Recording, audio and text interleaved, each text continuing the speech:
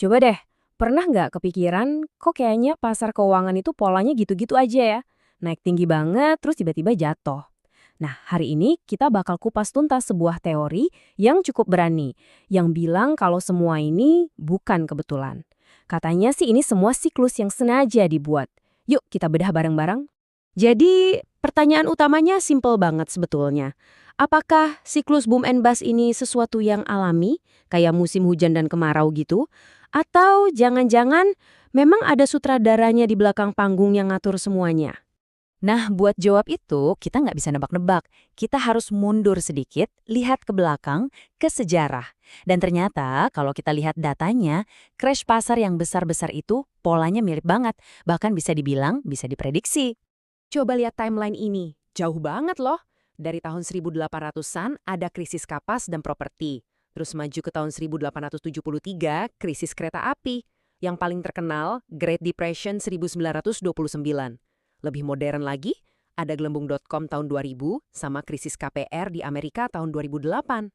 Beda zaman, beda aset. Tapi benang merahnya, itu loh cuma satu. Utang gampang yang disiram ke aset yang lagi hot. Jadi kayak ada resepnya gitu. Resep krisis yang diulang-ulang terus.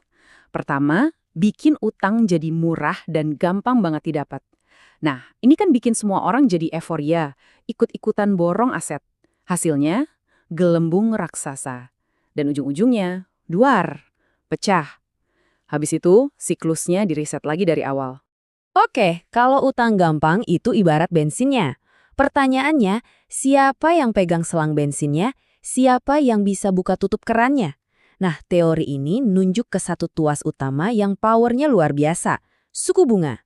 Gini deh cara kerjanya, simple banget. Kalau suku bunga lagi rendah, artinya biaya pinjam uang itu murah. Nah, semua orang jadi semangat pinjam uang buat investasi, buat beli aset. Gelembung pun membesar. Sebaliknya, pas suku bunga dinaikin, tiba-tiba pinjam uang jadi mahal. Orang jadi ngerem, uang ditarik dari pasar, dan gelembungnya kempes, alias pecah. Nah, saklar on-off inilah yang dipegang sama bank sentral. Oke, ini nih yang bikin penasaran. Kalau emang siklus ini dibuat, pertanyaannya kenapa? Buat apa gitu sengaja bikin ekonomi hancur? Siapa coba yang dapat untung dari kekacauan kayak gini? Supaya gampang ngebayangin motifnya, kita pakai analogi ya. Bayangin ada sebuah desa. Di desa itu ada kelompok elit yang udah dari dulu nguasain semua tanah. Nah, para petani ya cuma bisa kerja di tanah milik mereka. Terus ceritanya ada satu petani yang pinter dan rajin banget. Dia kerja lebih cerdas, dia nabung, sampai akhirnya dia bisa bangun lumbung gandumnya sendiri. Pelan-pelan dia jadi kaya raya dari usahanya sendiri. Nah, ini kan jadi pusat kekuatan baru di desa itu. Nah, para elit lama lihat ini gimana? Apa mereka ikut kerja keras buat bersaing? Oh, tentu tidak menurut teori ini. Jalan pintasnya adalah mereka pakai kekuasaan mereka buat meriset keadaan. Caranya gampang. Lumbung si petani baru itu dibakar aja sampai habis. Kekayaannya lenyap dan dia dipaksa mulai lagi dari nol. Nah, analogi tadi itu intinya. Krisis pasar itu katanya bukan didesain buat menyasar orang miskin. Mereka kan nggak punya aset. Tapi target utamanya adalah kelas menengah dan kelas atas baru yang lagi rajin-rajinnya ngumpulin kekayaan. Yang mulai jadi ancaman buat tatanan lama. Jadi, ini semacam mekanisme riset kekayaan. Oke, sekarang coba kita tarik konsep riset tadi ke skala yang lebih besar lagi. Bukan cuma riset kekayaan individu, tapi riset kekuatan sebuah negara atau imperium.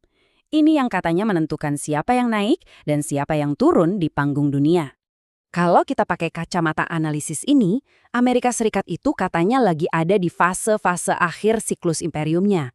Polanya bisa dibaca dari masa damai setelah Perang Dunia Kedua, terus masuk era gelembung utang, lalu krisis 2008. Dilanjut dengan cetak uang gila-gilaan pasca COVID. Nah, fase berikutnya yang diprediksi adalah restrukturisasi politik global besar-besaran, atau yang sering disebut New World Order. Terus, siapa dong yang ada di balik kemudi siklus global ini? Coba kita lihat struktur piramida kekuasaan finansial ini. Di lantai paling dasar, ya ada kita semua, masyarakat biasa, nasabah bank retail. Naik satu tingkat, kita ketemu pemain-pemain kelas kakap. Ada bank investasi kayak JP Morgan, manajer aset raksasa kayak BlackRock, dan juga dana abadi milik negara-negara. Merekalah ini yang muterin sebagian besar uang di dunia. Di atas mereka lagi ada bank-bank sentral. The Fed, ECB di Eropa, Bank of Japan. Tapi tunggu dulu, ternyata masih ada puncaknya lagi. Di pucuk paling atas ada institusi kayak BIS, Bank for International Settlements, IMF, dan World Bank. Merekalah yang bikin aturan main globalnya, dan posisinya itu di atas politik negara masing-masing. Oke. Ini kedengarannya emang rumit dan kayak teori konspirasi tingkat dewa ya. Tapi yang paling penting, so what-nya buat kita di Indonesia? Apa dampaknya buat kita sehari-hari? Dan gimana strategi kita di tengah papan catur global ini? Kalau kita pakai kacamata teori ini buat lihat kondisi sekarang, dampaknya ke Indonesia itu nyata banget loh. Ada konflik di luar sana, harga minyak dunia naik, langsung deh APBN kita megap-megap buat bayar subsidi. Terus pasokan pupuk dari Timur Tengah keganggu, harga beras kita bisa ikut terancam. Ujung-ujungnya, ya nilai tukar rupiah kita yang kena getahnya. Dan ini bukan angka kecil loh. Coba bayangin, setiap harga minyak naik $1 aja, defisit anggaran kita itu katanya bisa nambah 7 triliun rupiah. 7 triliun, itu baru dari $1. Kebayangkan betapa rentannya ekonomi kita sama gonjang-ganjing di luar sana. Terus gimana dong solusinya? Apa yang bisa Indonesia lakuin buat membangun benteng pertahanan? Nah, analisis ini ngasih beberapa usulan langkah strategis. Pertama, diversifikasi sumber impor minyak. Jangan cuma dari satu daerah konsek. Kedua, gaspol produksi pupuk dalam negeri biar nggak ketergantungan.